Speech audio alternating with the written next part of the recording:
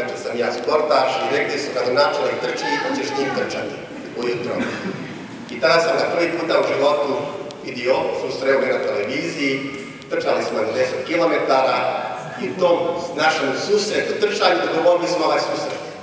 I on je posle toga rekao, dođite mi u goste u Zagreb. Kod nas je u Gradišću bilo jako puno političara. Mi smo ih uvijek gostoljubivo primili i ovo je prvi puta da nam je neko uzvratio poziv, da nas je tako lijepo ugostio. Mi smo jučer toliko uživali u Zagrebu, tako nas je on primio u svojoj palači. On nam je dao tako puno od Zagreba, od svoje ljubavi. Milane, mi u Gradišću ne kažemo hvala, nego velimo neka ti Bog plati.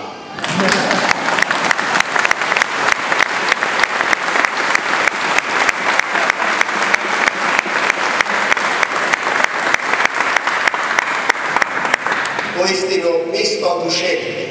Niko nas nikada, mi smo puno po svijetu, nije tako dočekao kao Zagreb, kao gradonačelnik. Jedino je tražio nešto za uzvrat, toliko nam je dalo da sam danas ujutro morao s njim 10 km.